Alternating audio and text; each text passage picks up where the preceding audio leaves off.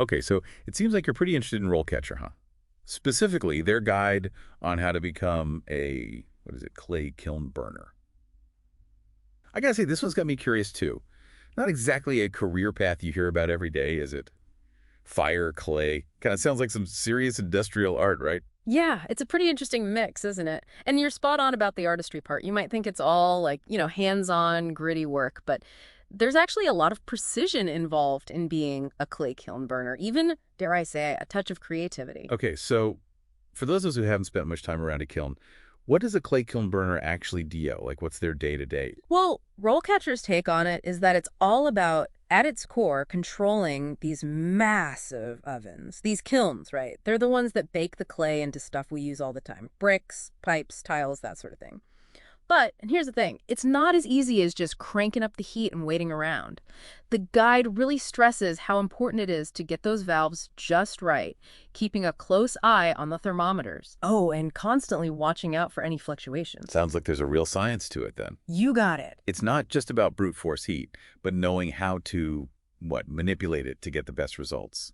Exactly. In fact, they even use the phrase, get this, kiln optimization strategies to describe what the more experienced kiln burners do. It's all about analyzing the data, really understanding the little quirks of different clay types, how the firing process changes things. They're always fine-tuning, always trying to get the most out of that kiln. Kiln optimization strategies. Yeah. That sounds more like something you'd hear, I don't know, at a high-tech factory, not a brickyard. Right, and that's what makes it so interesting. It just goes to show how even those traditional trades are changing with the times. Right. You might start off learning the ropes on a manual kiln, sure, but as you gain experience, you could be running the show on computerized systems, analyzing data, troubleshooting, basically becoming a kiln whisperer, if you will.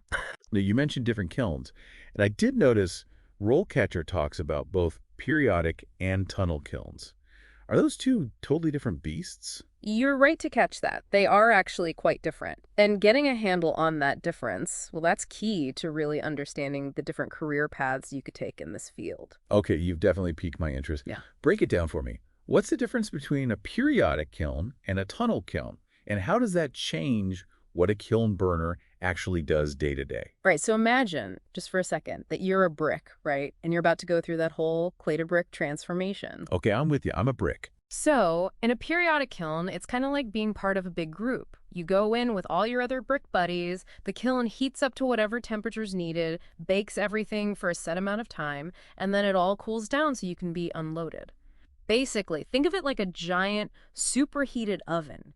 It's all about doing things in batches. Makes sense. So what about the tunnel kiln? Is that more like a continuous brick baking operation? You got it. Picture a really, really long oven, like a tunnel, right? And it's constantly kept at that high temperature. As a brick, you'd be loaded onto this conveyor belt, and slowly but surely you're carried through this fiery gauntlet. You're baking as you go. It's a continuous process, raw bricks going in one end and perfectly baked bricks coming out the other. Wow, that's wild. So like depending on what kind of kiln they're working with, the whole feel of the job would be totally different, right? Absolutely. And that variety is something that might surprise people. They hear kiln burner, they probably picture one very specific thing. But with the periodic kilns, you might get to be more hands-on with individual batches. You could experiment with different firing techniques, really try to nail the perfect finish on things.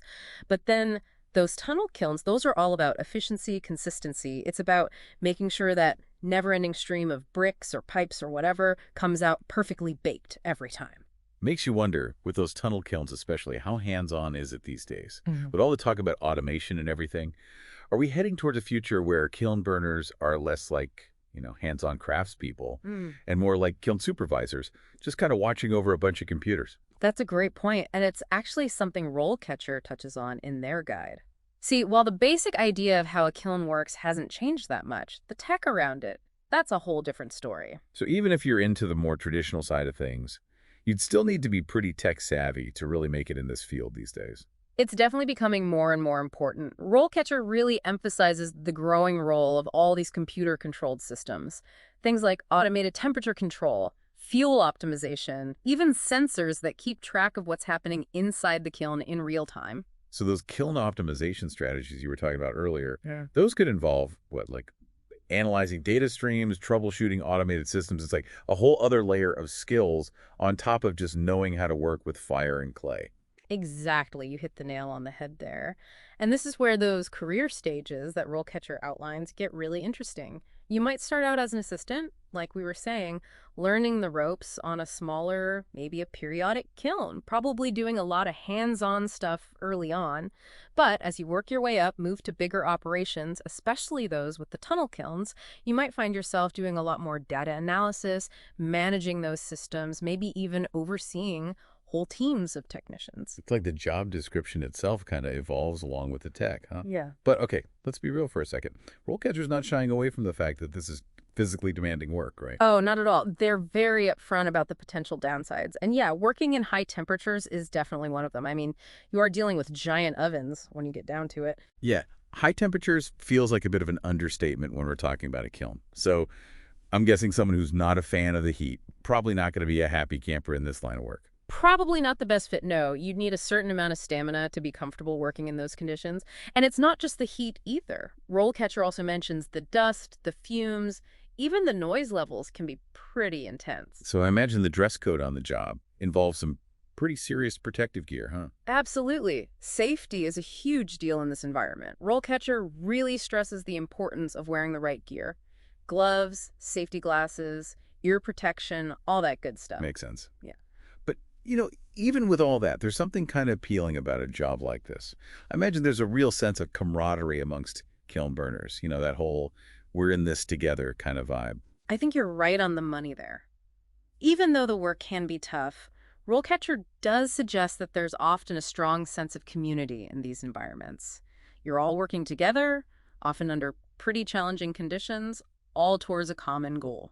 There's something almost primal about it, like taming fire to create something real, something lasting. Not your average 9 to 5, that's for sure. And that's something RoleCatcher seems to get. It feels like they're trying to connect with people who want more than just a desk job, people who are looking for something that's both challenging and meaningful. Totally. And look, maybe not everyone's cut out to be a kiln burner, but I think there's a bigger lesson here. Be open to different paths, Yeah. even ones that might not seem like the obvious choice at first. I couldn't agree more. And it's not just about being open to different careers, but also about being ready to adapt as those careers change, just like the humble kiln has had to do. It really makes you think, doesn't it? Like, we hear so much about automation taking over jobs, but with this whole kiln burner thing, it sounds like technology is actually, making the job more complex in a way. Yeah, it's a trend you see popping up everywhere. It's not always about machines replacing people outright. Sometimes it's more like the skills and the knowledge you need, those are the things that change. So even for something that seems, I don't know, kind of old school, like running a kiln, you got to be ready to learn new stuff all the time. Yeah. New systems, new tech, the whole deal. It's not enough to just be good with your hands anymore. Right. You got to have the brains to back it up. And that, I think, is where RoleCatcher's whole platform, not just this kiln burner guide, really comes in handy. They're trying to give people the tools they need to keep up with everything that's changing, to stay ahead of the game, you know? Like, they've got those job boards, the resume help, all that. And you were saying how they're using AI now, right, to kind of break down job descriptions and give people a leg up when they're applying. It's one of the ways they're trying to use technology to, level the playing field for job seekers. But even beyond the specifics of RoleCatcher and what they're doing, I think the big takeaway here is adaptability. So what's that mean for someone listening, someone who's not, planning on a career surrounded by fire and clay? What's the takeaway for them? I'd say it's about being open to new possibilities, even in fields you might not have considered before. Being willing to learn new skills, new tech, that sort of thing. Don't think of your career as this straight line, It's more like a journey. You're always learning, always exploring. So instead of asking, is a robot going to take my job? Yeah. It's more like, how is my job changing? Okay. And what do I need to learn to change with it?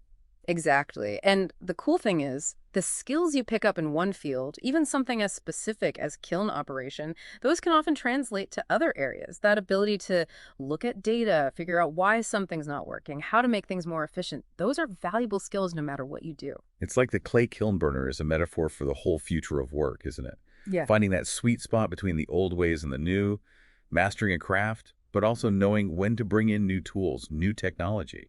Well said. And hey, who knows, maybe someone listening will actually be inspired to go check out the world of kilns and clay. It's a field with a ton of history behind it, a connection to making something real, something you can touch. And as we've seen, it's got its fair share of cutting-edge tech, too. We started this whole thing with a bunch of info about clay kiln burners, but we ended up talking about something much bigger, huh? How to thrive in a world where the only thing that's constant is change. And that's something we can all relate to no matter what we do for a living.